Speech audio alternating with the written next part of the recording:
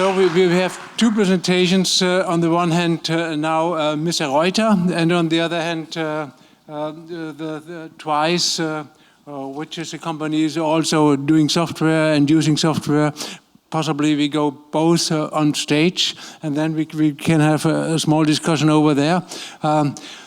To you, Mr. Reuter, you use innovative plastic materials for safety and performance battery solutions. Yes. What is behind that? What could you tell us on this performance things you are doing with plastics or with? Yeah, I think to put this into a context. Yeah, so how we see the world from a plastic manufacturer point of view is there are two challenges. Yeah. One is on a material level, the specifications are not yet really defined. Yeah.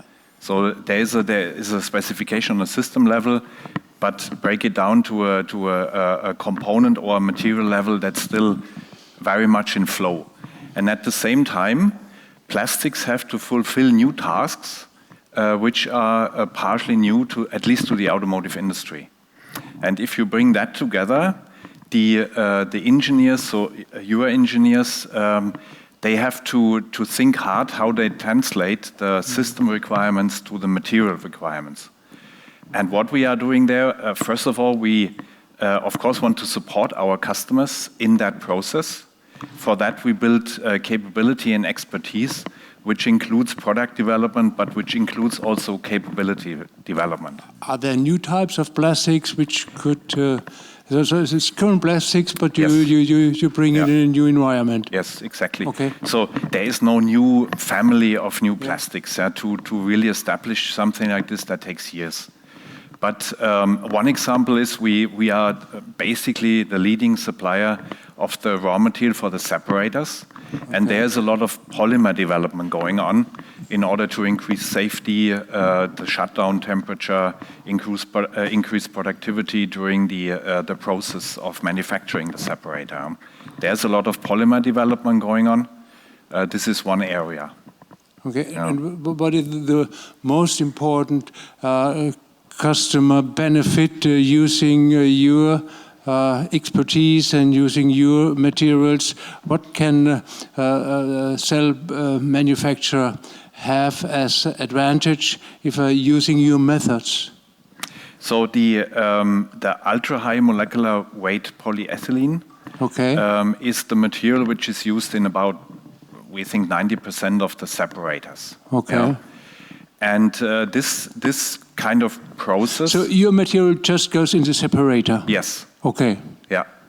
So this is one material class, and it's just the separator. Yeah. So I almost fell in a depression over the past 1.5 days because there was so much talk about the anode and cathode. But people didn't talk so much about the separator, and it's a very critical safety element. It separates the anode from the cathode, avoids the short circuit, and the lithium ions need to travel through. Yeah. And is your material already used with? Who is using your material? Basically, we sell to the separator manufacturers, the film makers, and they then sell their films to the cell makers. Okay, possibly with a unit cell of VW and the other cells, Celanese and your plastics in principle. Yeah. Right. And what do you think would be the next steps in technology on the separator side?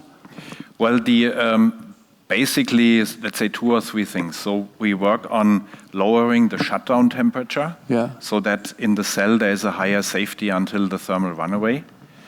That's one thing. Improve also mechanical properties. This is mainly for having a more stable process when you produce the separator, but also potentially for the nail penetration test. Okay, We also work on sustainable solutions. So in this case, one area is to talk to OEMs about the recycling. Yes. So how do we extract the separator from the scrap and how can we rework it? That's one area. The other area is also that you can use biomass-based materials as a raw material for the ultra-high molecular weight polyethylene. Okay. There are big two things.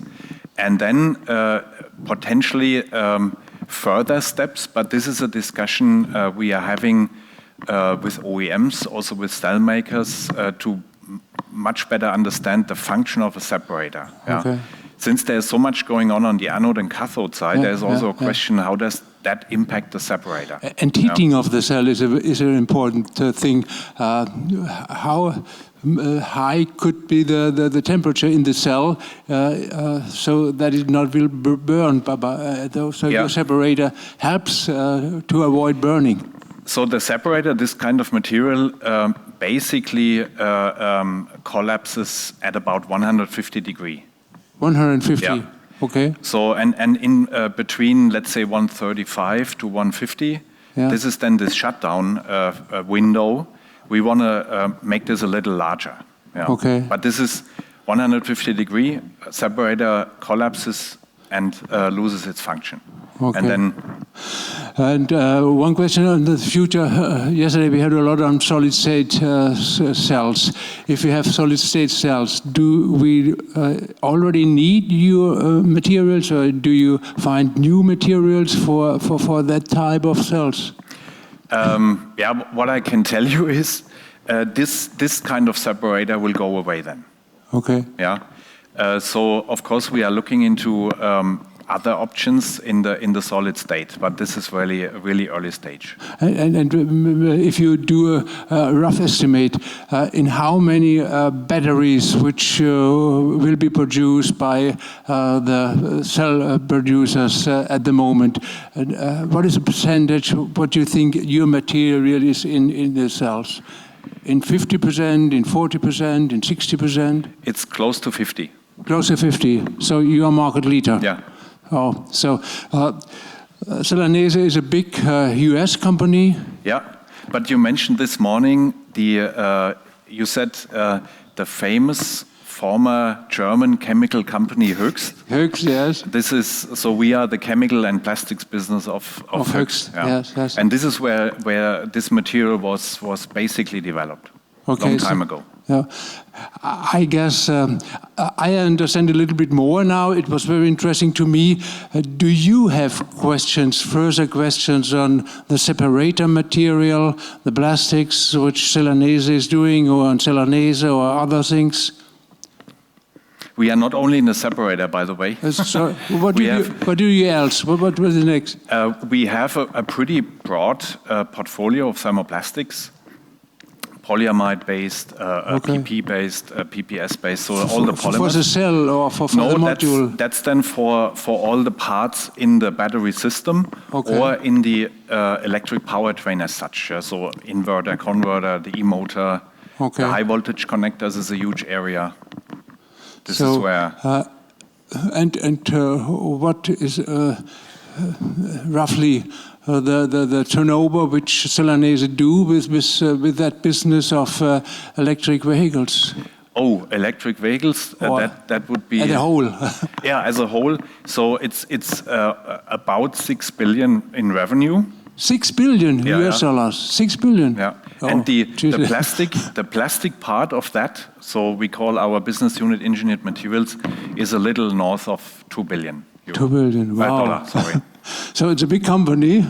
2 billion just on the plastics. We heard about that. So I think that was very interesting. We get an insight in what you are going to tell us, and we did it without the PowerPoint slides.